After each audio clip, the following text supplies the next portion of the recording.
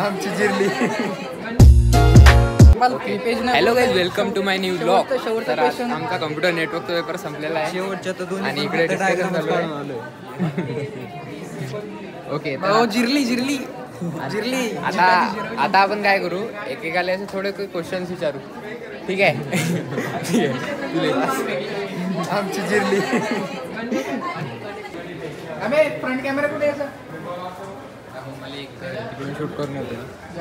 तर गाईज आमचा आता पेपर झालेला आहे ना, आता भूक लागली मला, तर जातो जेवण वगैरे करतो आपला. नाही सर, ठीक आहे, ठीकठाक गेला यार पेपर. म्हणजे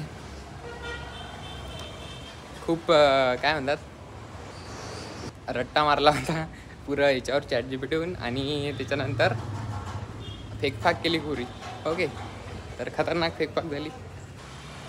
तर मित्रांनो, माझा आजचा एक्सपिरियन्स असा आहे की असं एक आपल्या फ्लॅटवरती, रूमवरती कॅमेरा काढून बोलणं सोपं आहे, पण जर तुम्ही चार चौकात जाता आणि असा कॅमेरा बघता तर तिथं पाहिजे खरा कॉन्फिडन्स. तर आपल्याला तो पण इम्प्रूव्ह करायचा आहे, तो पण करू, मजा येते पण. आणि मित्रात एवढं काही वाटत नाही. तर आपण ते आता नेक्स्ट टाईम काय करू. आज आमचा कम्प्युटर नेटवर्कचा पेपर होता. ठीक आहे, कम्प्युटर नेटवर्कचा पेपर होता पूर्ण. ठीक आहे, जेवढा होता तेवढा अभ्यास केला, ChatGPT केला पूर्ण, आणि जेवढं काय फेकता आलं तेवढं फेकून टाकलं पेपरमध्ये. बाकी आता सरांच्या याच्यावर. ठीक आहे, तर नेक्स्ट पेपरच्या नंतर आपण काय करू, असं एक मजेदार क्वेश्चन एक ChatGPTहून मी बनवून घेईन मस्त.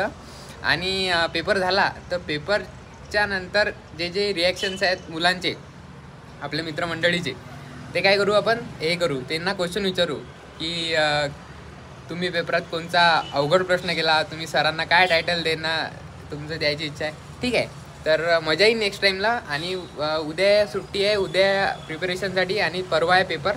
तर ठीक आहे, तर आपण परवा तसं करू सिस्टम, मजा येणार आहे. तर येऊन जा आपल्या चॅलेंजवर आलं. तर आता वाजले 2, जेवण वगैरे करून आलो, पेपर देऊन आलो तर. ठीक आहे, आणि आता थोडा काय करतो, चॅन्टिंग करतो. पहिले तर मंत्र मेडिटेशन करतो अर्धा 1 तास. त्याच्यानंतर 3 वाजता जाईल लायब्ररीत पहिले काय करतो, UPSचं कंप्लीट करतो. त्याच्यानंतर आपलं जे राहिलेलं आहे, तुम्हाला सांगतो, पहिले HTML कंप्लीट झालं. ठीक आहे, त्याचं पण 1 शॉट, आणि बेसिक क्लिअर झालं. आता पण आपलं जावास्क्रिप्ट, आता CSS चालू आहे ना, तर CSSचं 1च तास झाला, त्याचा 8 तासचं लेक्चर आहे मी बघितलं. तर CSSसाठी आपल्याला हे करायला लागेल. ठीक आहे, त्याच्यात काय आहे, CSSमध्ये पुरं स्टाईल आणि वेबसाईटचं. ओके, तर CSSसाठी वेळ द्यायला लागेल, आणि ते पण सोबत कंप्लीट करायला लागेल. तर पहिले करू आपण UPSचं, त्याच्यानंतर थोडं करू CSSचं, आणि बाकी तर काही नाही, बाकी एकदम मजे में.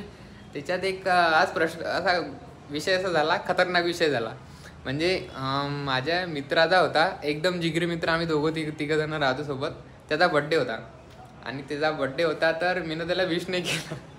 तर माझं काय, त्या दिवशी मी पूर्ण कामात होतो. सिरियसली मी ते बघितलं, पण ते स्टेटस वगैरे जेन्युअनली सांगतो बघितलं, पण माझं असं लक्षातच नाही की अरे यार याला विषय करायचा आपण, असं तसं एवढं काही लक्षातच नाही राहिलं. मी कामात होतो जेन्युअनली. तर असं आहे, थोडं आहे यार, माझी चूक आहे, कारण की करायला पाहिजे होतं त्याच्याबद्दल. तर हे आहे, शुअर आहे. त्याच्याच काही क्लासमेटचा काही महिन्यापूर्वी बड्डे होता, मी ना स्टोरी वगैरे ठेवली, स्टेटस ठेवला. आता मला इंस्टा वगैरे ते डिलीट केला. स्टोरी नाही, ॲटलिस्ट व्हॉट्सअपवर मेसेज, नाही तर स्टेटस वगैरे ठेवायला पाहिजे होतं. पण जाऊ दे, आता त्या दिवशी काय कामात होतो, कृष्णाची इच्छा असेल तर. आणि ठीक आहे भाई, सॉरी आखरी, काय करू शकतो आपण आता, नाही केलं विश तर ठीक आहे. तर ते जाऊ द्या, आपण आजचा विषय जातो पटकन, चॅन्टिंग करतो, त्याच्यानंतर जातो पटकन लायब्ररीत, आणि मग आपल्या कामाला लागतो. कारण की काल जरा काम एवढं काही झालं नाही एफिशियंटली, आहे ना. काल थोडी बुक रिडिंग केली, पण बुक रिडिंग करायला मजा येऊ राहिली आजकाल. तर जे खतरनाक बुक्स आहेत ना, त्याच्यातलं मजा येऊ राहिली. तर आज पहिले काम करतो, कारण की काम नाही उरायलं, काल काम नाही झालं थोडं, तर आज थोडं रिकवर करावं लागते. ठीक आहे, तर मग भेटू आपण आता डायरेक्ट लायब्ररीत. जय श्रीराम, कीप इट अप. तर मित्रांनो, आता थोडं ज्ञान देतो तुम्हाला. ज्ञान म्हणजे काय, जे मी माझ्या लाईफमध्ये एक्सपिरियन्स करतो ते तुम्हाला सांगतो, म्हणजेच आपले अनुभवाचे बोल. तर तुम्ही ऐकत जा चांगलं ते आपलं. ओके, आणि हे करत जा, एन्जॉय करत जा. ओके, आपण ना शो ऑफची जीवनच जगतो बेसिकली. आपण कशावरही बघा, स्टेटस आणि हे एक शो ऑफच आहे ना, कारण की लोकांना दाखवायचं आहे. आणि आपण आपल्यासाठी जीवनही जगत नाही आणि दुसऱ्यासाठी जगतो. म्हणजे दुसऱ्याला दाखवतो की आपण किती खुशी आहे, माझ्याजवळ हे, माझ्याजवळ हे.